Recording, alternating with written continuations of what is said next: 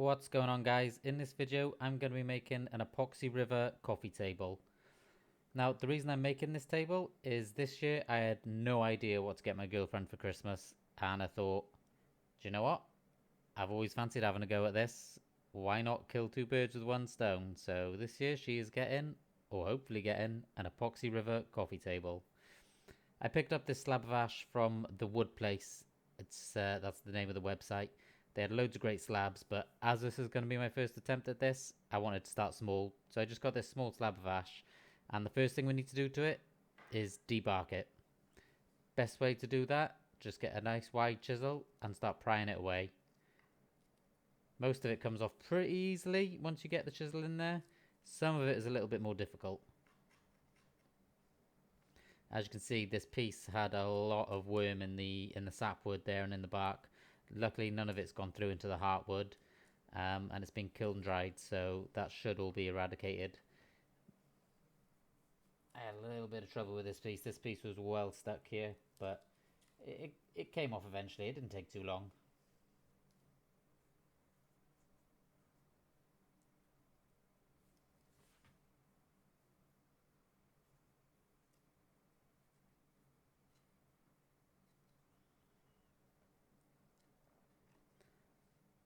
Now, once you've got all the bark off, the next thing we need to do is get a wire wheel in the drill or in your grinder and just grind away that residue. You want a really solid surface for the epoxy to stick to on both sides. This didn't take long at all on a piece this size. It maybe 10 minutes to do both edges.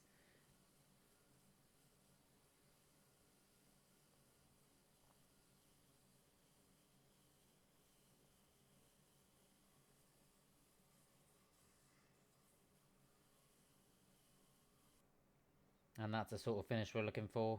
Just a nice, clean, smooth, hard edge.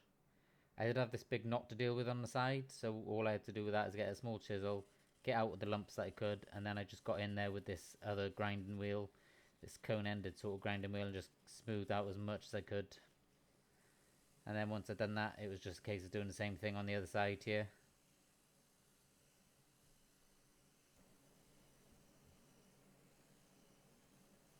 I won't make you watch all that, let's fast forward it.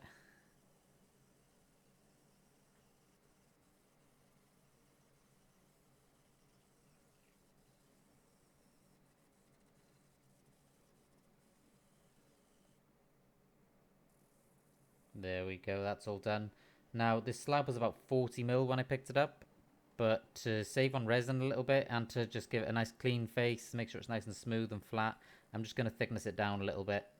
I think I took it down to around 37mm at this point, so still got plenty to play with, because the finished size is going to be around 32mm.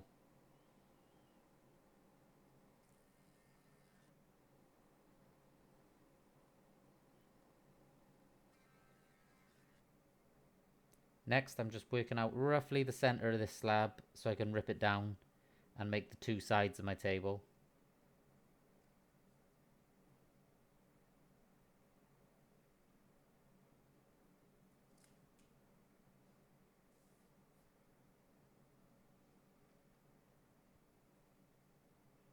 Just going to use my track saw here as a straight edge to draw the line on and have a look at it, make sure I'm happy. Note to self, always have two pencils in your pocket.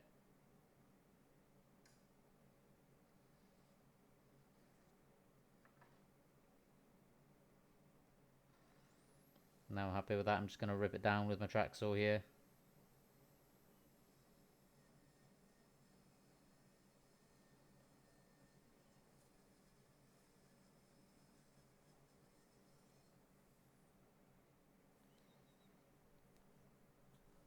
Next, I'm just trying to figure out the sort of size I can get out of this tabletop.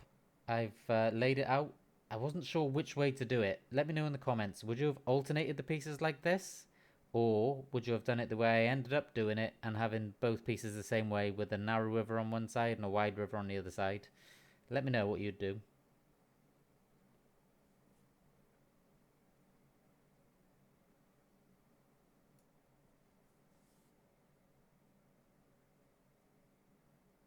Now that I've got these pieces ready and I'm happy with what size I need to make the mould, I'm going to get these sealed up with an epoxy sealer.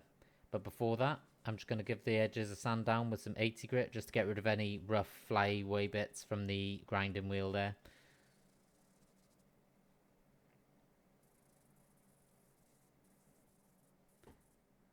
This is the sealer I'm going to be using. It's a clear penetrating epoxy.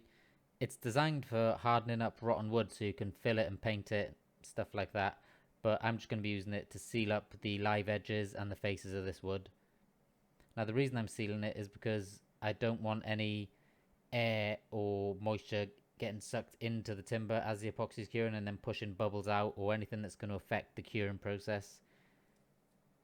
So this is mixed on a 1-to-1 ratio, so I'm just measuring out how much I want in a measuring cup and giving it a really good stir. Then once you've done that, it's just a case of brushing it on.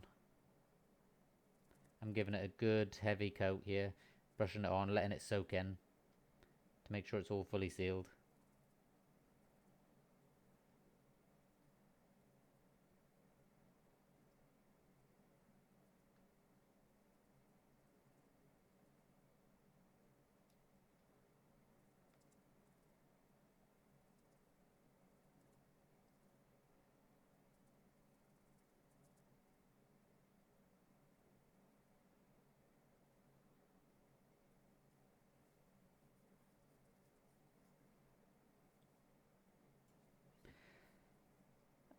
Now that's finished, it's time to make the mould. And for that, I'm just going to be using some 12mm MDF. It's only a small mould. First thing I'm doing is just cutting the base to the size I want. Well, oversize of the tabletop, so it's got a little bit of wastage on it to be cut off afterwards.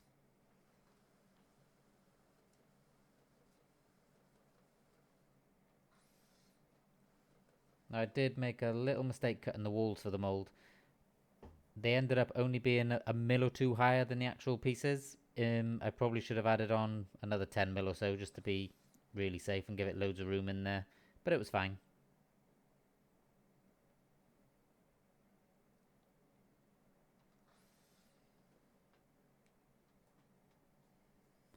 Now that's all cut, I'm going to put release tape on all of these pieces to try and help stop the epoxy sticking when it comes to breaking the mould. I have no idea how well this is going to go. Just hoping for the best here. So for this, I'm just going to roll it out on top of my piece and then cut it down with my knife. It's just like a self-adhesive plastic film, basically. So I'm going to get this cut and then stuck down to the base. Eventually. Yeah, just stick it down. It's not difficult. It's... God, I don't know why I made such hard work of this, but it did not agree with me at all. I did eventually get it stuck down. Eventually.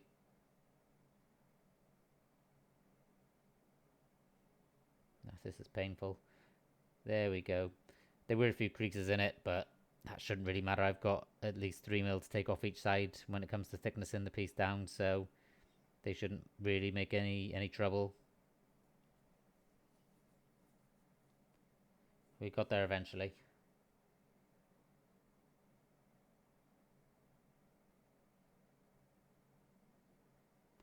Now it's just a case of doing the same on the sides. So I just rolled it out to the length of the longest ones and then just use them to as a template to follow with the knife.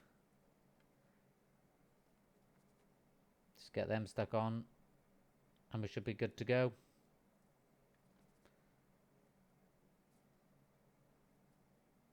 Hey, look at that. I think I'm starting to get the hang of this.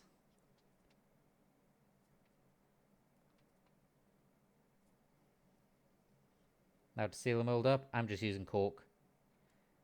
Just getting a good bead on there to really smush up when I nail the form together now.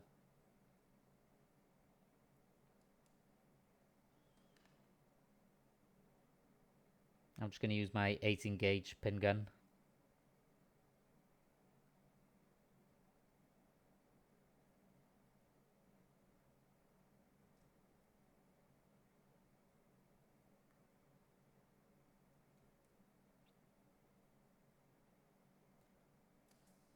Now remember, when you use the nail gun, don't put your hands or your fingers anywhere you wouldn't put your... I'll let you finish that. but just keep your fingers out the way. Just repeat the process on the other pieces. Notice on the side pieces here, I go up the ends as well. It's really important because otherwise any gaps in it and the epoxy will all just run away.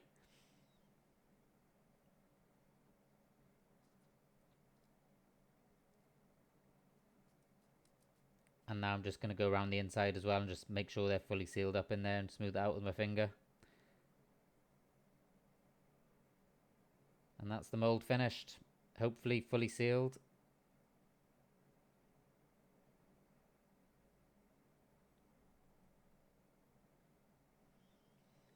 Now these pieces are dry.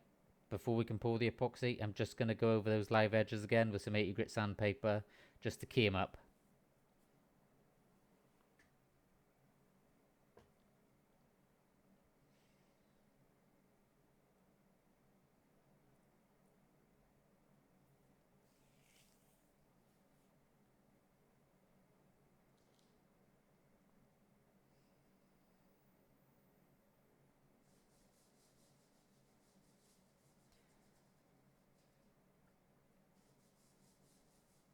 It's really important as well when you pour an epoxy like this to make sure you've got your pieces either weighed down or clamped down. Otherwise the epoxy will just flood underneath them and they'll float up to the surface.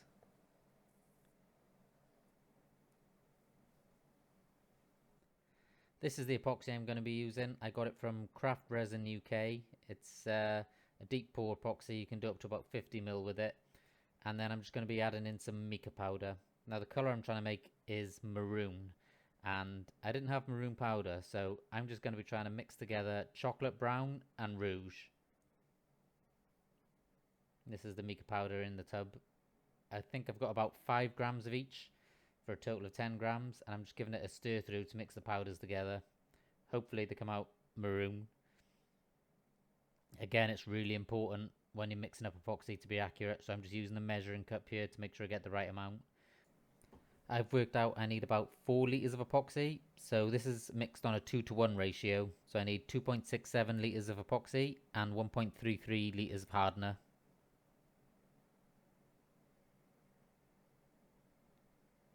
And once you've got all of that added into a bucket, it's time to give it a really good stir.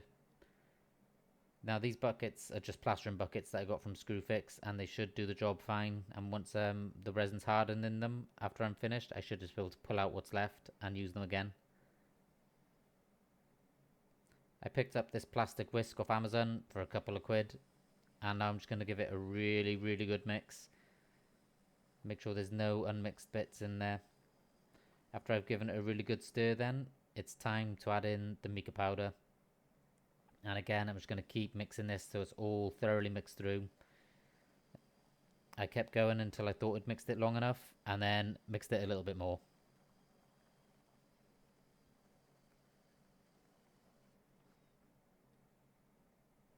As you can see, all of the air escaping the epoxy there, it's really fizzing away on the surface. I have no idea how normal this is. I think it's pretty normal. And then after about 15-20 minutes, I just gave it a flash off with the hot air gun. I definitely think a blowtorch would be more effective for this, but this did do the trick. Just took a little bit longer. And now it's time for the moment of truth, the pour. Hopefully the mold is fully sealed and it's not going to leak all over my bench. Yeah, no, it's perfect. No leaks. One thing I should have done, when I put this on the bench, I didn't level it up. Obviously the epoxy is very liquid and it self-levels, so your piece on the bench needs to be perfectly level. So I just had to add a couple of shims in. I'm just going over the live edges with a brush here to get off any air bubbles, because that's where they're going to want to stick to. And then I'm just going to give it a little swirl through to agitate up anything, any air, make sure it's fully mixed. So it's been about 15-20 minutes at this point, and you can see all of the air is rising up to the surface there. So it's time to give it a first hit with the hot air gun. Notice I've still got the cone on the end of the hot air gun there. I did take that off after the first pass because I felt like it was just blowing into the epoxy too much and agitating it around too much. It wasn't really necessary. You can see that hot air just popping all of those bubbles on the surface.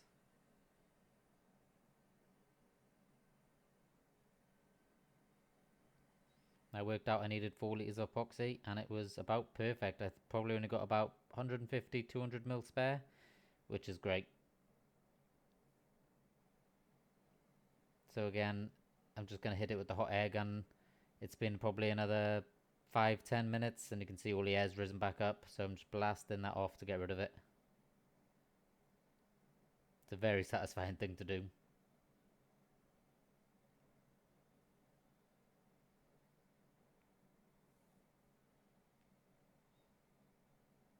Now the camera didn't really pick it up, but there were a few bigger bubbles on the edges, and once I went over them with the hot air gun, they just disappeared. You can just about see it.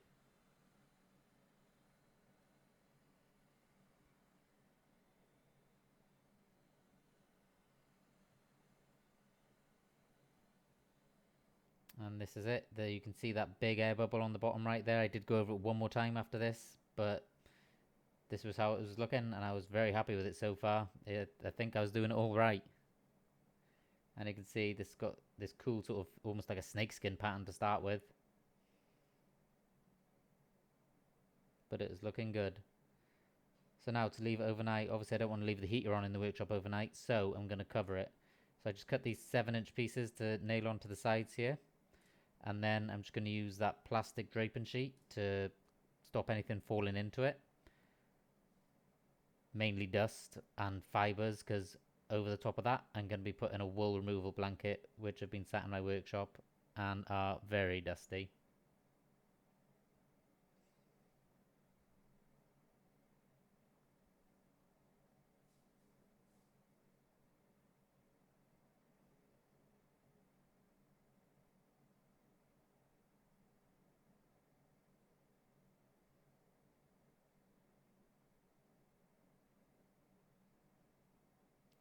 I have no idea how leaving this overnight is going to go. It's the 1st of December. It's pretty cold out, so all I can do is pray.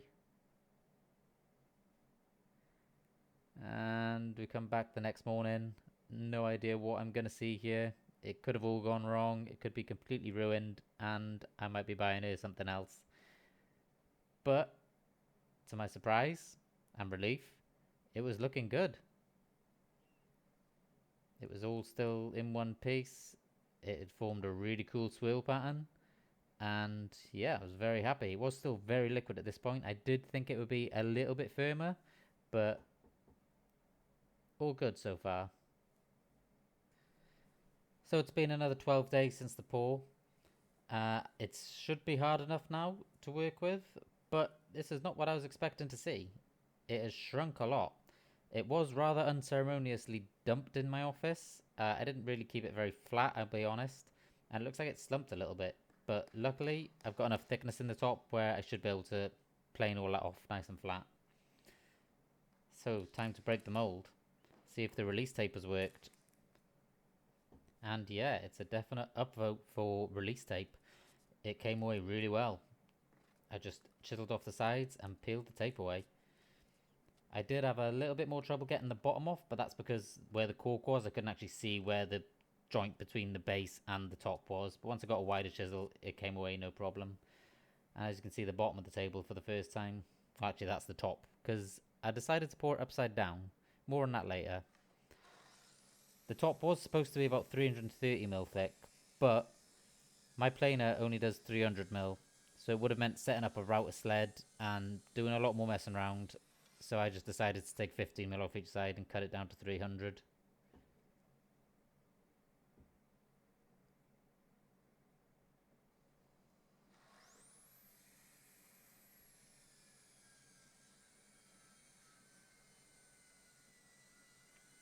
And now that I've got the sides cut off, I'm going to run it over the planer to flatten off one side first, and then I can thickness it. I have no idea how much my planer is going to enjoy doing resin. It seems okay. I think I'm only taking off about 0.5 mil.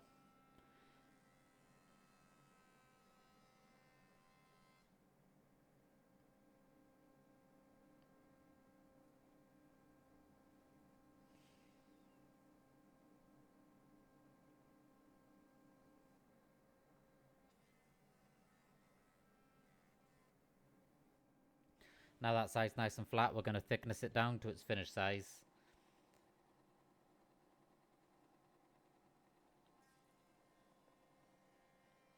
This planer is quite underpowered. It's only single phase, so putting wide stuff through it like this, it does not like it. And I got a little bit optimistic with how much I could take off in each pass, and it does start to bog down a little bit. So I had to do about half a mil at a time.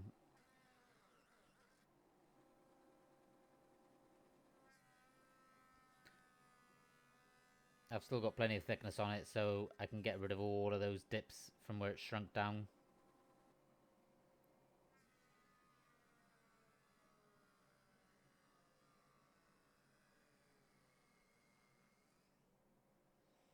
Now you can really see the sort of pattern on it.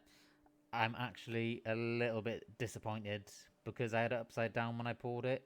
All of the swirl pattern is on the bottom and the top is a little bit plainer, but we live and learn. This is all a learning experience. So next time I'll be sure to pour it the right way up. So now I'm just cutting it down to length so I can profile the edges. Now I ummed and ahed for ages about what angle to put on it for the under bevel. I was going between a really big 55 degree or maybe a shallower 20 degree, and in the end I settled on a 30 degree under bevel, which I think was the right call. And to do this, I'm just going to use my spindle molder with my vari-angle block in it.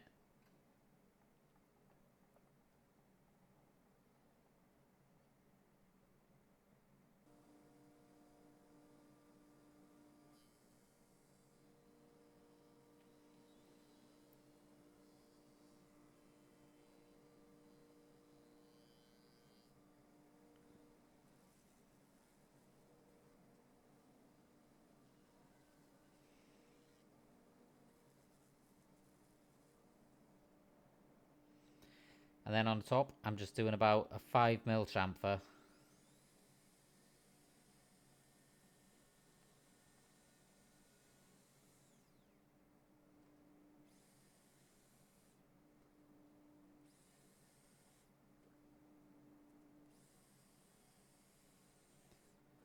Now it's time for everyone's favourite job, sanding. I'm starting all the way down at 60 grit to get rid of all of the ridges from the planer and to make sure it's nice and flat and smooth.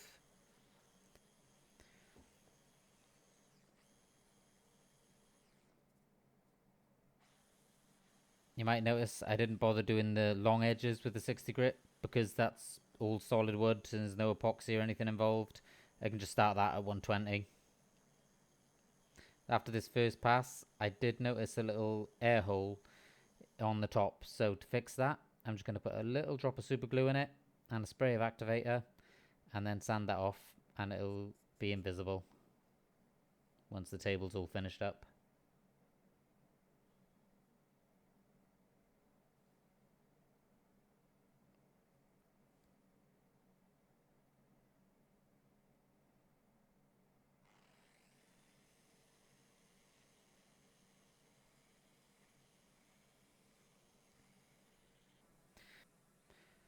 Now it's just a case of working my way all the way up through the grits. Again, I did find a couple more little air gaps when I was sanding, so I just fixed them up with super glue.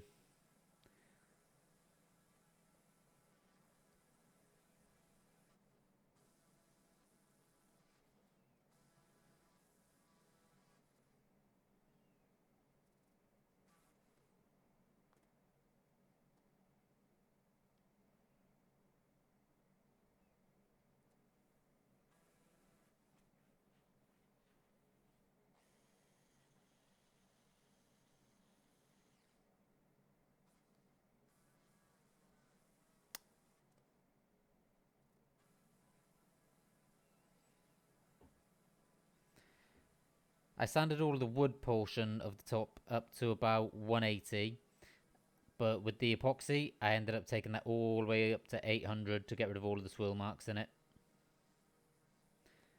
This did take a little bit of time getting it all sanded up nicely.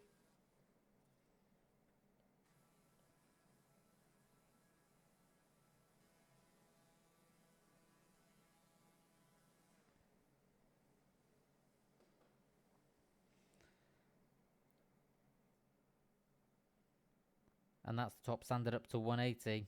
As you can see, the epoxy is still very cloudy, so like I said, I took it all the way up to the high grits to get the clarity in it and get rid of all of the swirl marks before finishing. And this is the stage I left it at. But before we get on to finishing, I'm going to space out the legs now and pre-drill the holes for them. I got these legs off Amazon for an absolute steal. They cost me 10 quid. Now, when I saw them, I really wasn't sure what I was going to get for a tenner, but I'm suitably impressed with them. The only thing I did have to add to them was some foam pads for the feet. But other than that, you can't go wrong. Annoyingly, all of the holes are in epoxy, so I'm just going to have to drill them out slightly smaller than the screw and hope we don't have any problems.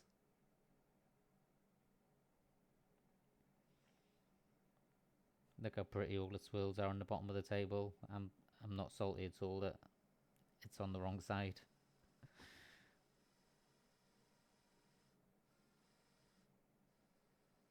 As you can see, I've just done the old-fashioned trick of a bit of masking tape around the drill to set my depth.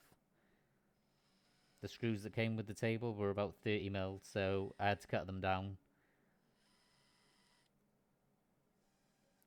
Luckily, this epoxy is very dark and the screws are black, so you won't see them through the top.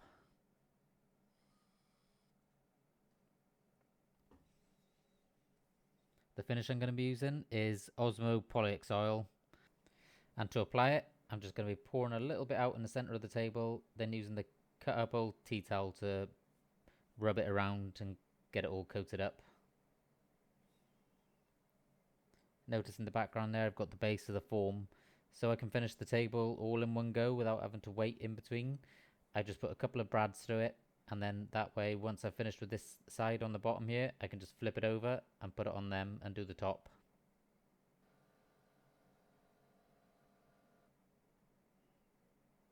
And then it's just the same again on the top, pouring a little bit out, getting it all rubbed in.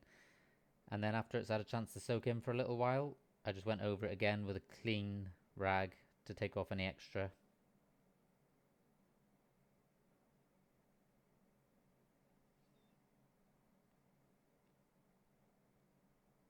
And then again, after a little bit more time, you could see there were still lines in it from where I went over with the rag, almost looking like brush strokes. So what I decided to do was put this foam pad on the Rotex and just burnish the oil in a little bit. And it worked really well. It gave a really nice even sheen, and yeah, it burnished the oil in very nicely, and I was very happy with the finish on it.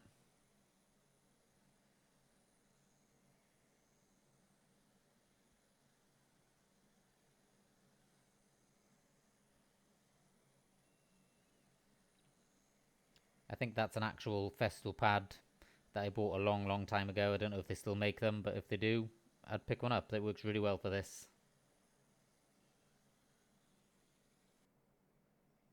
And that's the finished top. You can see it's got a really nice even satin sheen to it. So now that's all dry, it's time to assemble it. As you can see, I've cut down the screws, and they got a real nice grip into that epoxy.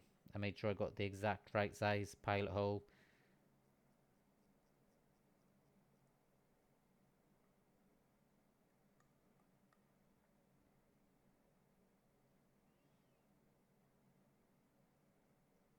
That oil has really set off the underside of the table. Again, I'm not salty about it, but it's looking really good.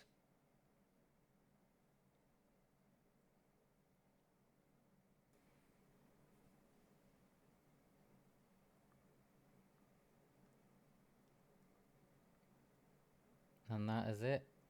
It's time for the big reveal. Here it is, the finished table. I'm really pleased with how it's turned out. I hope she likes it. If you've enjoyed watching this video as much as I've enjoyed making it, please consider giving us a like and a follow. There's going to be a lot more content to come, and I'm going to try and improve the production value with every video.